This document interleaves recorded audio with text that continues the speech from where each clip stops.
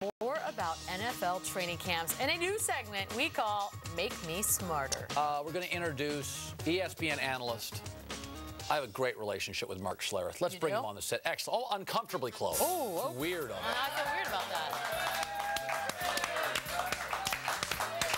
You're so dressed up. It is so, I know. I didn't get the memo, apparently. Yeah. But look, now wait, what's with the chair here? I'm an extremely large man with a very short torso. Hold on here. What? Really? This is the chair you give people? No, I like to dominate. Well, it's really good to be on Sports Nation, ladies and gentlemen. I'm really excited. Well, you got to move your chair. We like to humble our guests first. I know, but that's as far as it goes up. That's fine. You can stand up if you want. Stand up. You're big. That's better. Yeah, let me stand up. Good start. Now, the way it works is our audience is very savvy, and they want to ask you questions. We don't really care about what we have to say. It's our audience. So we want you to make them smarter.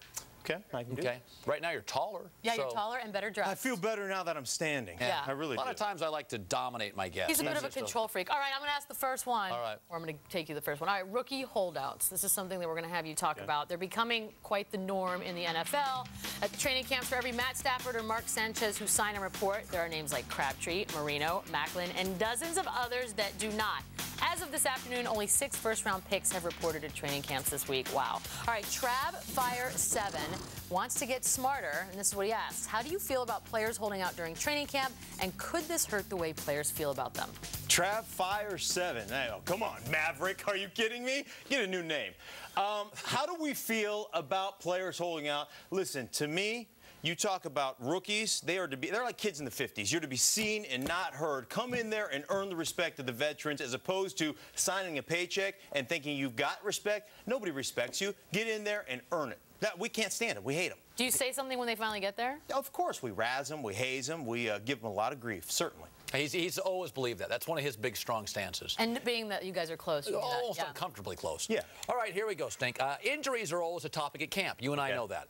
Especially when they don't seem real. Brandon Marshall, great player, reported to Broncos camp Monday, but didn't participate in drills Tuesday, Wednesday due to what he called soreness. Now, coaches said he was just sitting as a precautionary measure, but we all know Marshall, Denver, not a great relationship right now.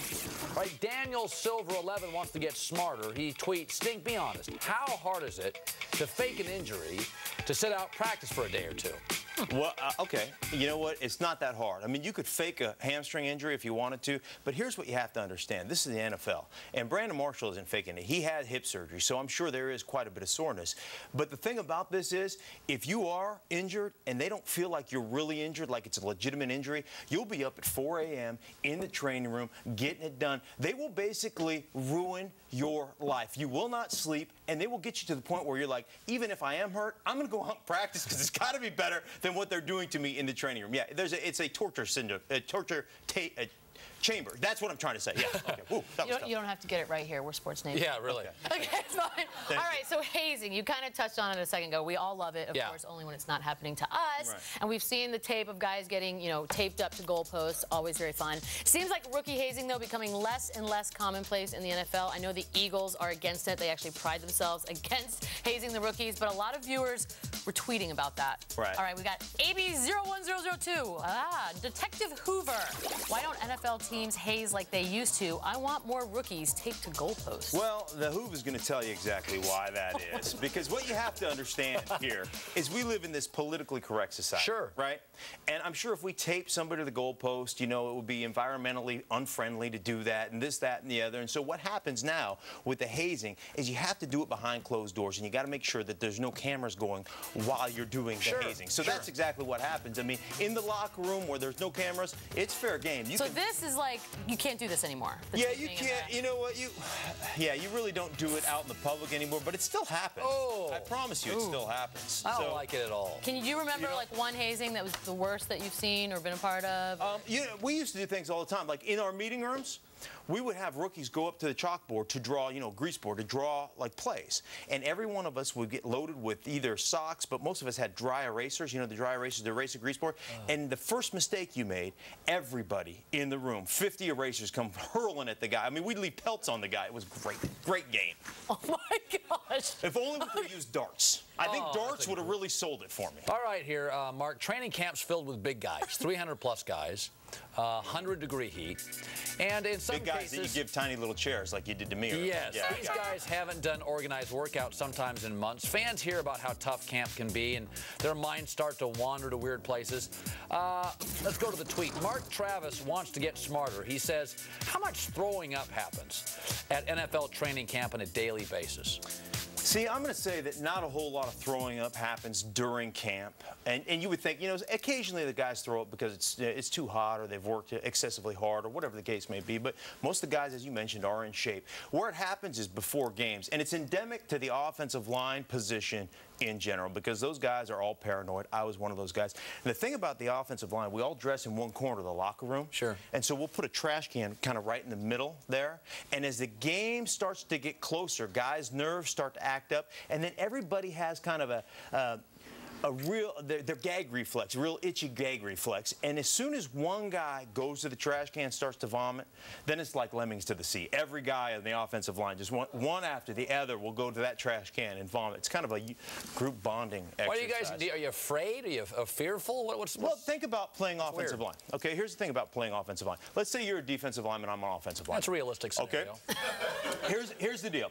I can basically whip your butt for 64 plays in a row. Sure. Right? I can put grass stains on your back. Right. I can be having the game of my life. Yeah. 3rd down and 12, the end of the game, the final drive, we need to kick a field goal, and I give up a sack. You go to the Pro Bowl, and I'm looking for work. I'm flipping burgers. I'm selling cars. I'm an insurance guy. That's exactly what happens. So we're totally parallel. Defensive linemen go through life. I've never met a defensive lineman that can remember a bad play. But they'll remember every sack they ever got. Oh, I remember when I got a sack on you. I didn't, you know. And like, dude, I whipped your butt for 66 plays in a row. You get one sack, and that's the only thing you remember. And me, on the other hand, the only thing I remember is the bad plays. I don't remember good things. I remember bad things. 7 years I've waited a really to talk good about story. puking on TV. Thank you. Do you puke a lot? Yes or no? Me? Every game. Every game I ever played, I puked. That's what I wanted to know. All right, we got smarter. I feel like I got smarter for sure. Oh, I did. I always had a lot of room there to grow, though. Yeah. All right, but it's time to get weird, and since I think that you are weird, Mark, you're going to stick around with us, okay? So all week long, we've given you guys the chance to go online and vote for your favorite weird web videos of the month. We've counted the thousands of votes. Here are your top 3. This is what we do all day when you come in front of us. Yeah, these guys got 17% of the vote. They hold the record for most appearances on our show. Oh, yes, it's Josh, Ty, and Jeff dominating pools. You have a pool at your place in Denver? Yeah, it doesn't quite look like that. Where are these guys coming from? But look at them. SoCal. Isn't that great? Wow. Yeah, they've been on our show a numerous amount of times. Really? They're like the popular. Schmangy brothers or something. Look at these guys. We love them, and they watch the show religiously. Well, I mean, because beyond this is how they make a living. They exist and they watch your show. All right, next up, Aaron, LeBron's biggest fan. Like a year and a half ago, I actually got a tattoo of LeBron, believe it or not. And here it is, right here. I've been following LeBron since he was like a freshman in high school. I ended up getting that. Adidas actually made a mouthpiece for LeBron James. Here is what happens the when you're 70 and you've got that pass? These gloves and everything. Well, here's the mouthpiece. He actually got 37% of the vote, Aaron did. Really? Yeah, and then number 1, 43%. Listen. Great job, Michael. Now how are we supposed to get to the prom? Don't worry, you guys. I'll think of something. Anybody need a ride? Whoa! Who are you, dude? Lowly, dog. Bow your head. That's a Mershak. What's a Mershak? He's half mermaid, half Shaquille O'Neal, and 100% pretty cool. afford to give me an IFB. I can't hear it. What do you mean, listen? Oh, yeah. Hey, listen to this. It's great stuff. I have no IFB. I have no idea what they're saying. Oh, hey, let's have her come on. Get the short chair. Listen, Hey, thanks. I appreciate it. and we're only 3 weeks old. We don't have a big budget. Dude, they gave us 2 IFBs until we've been on. NFL Live. NFL Live's been on for years. We Yeah. have popcorn for our Don't guests. you have your own IFB? I do, but you got no little box to plug it into. I got nothing. Hey, we got to Quiet, go. Mark. That's We got to enough go to of break. You may never be back. Coming up next here on Sports Nation, Adrian Peterson may not have Brett Favre on this team this season, but we will give him one reason he should be happy. And also, we'll explain what happens when you combine 3 things that usually sound like fun. Football, money, and success. The results, though, aren't very good.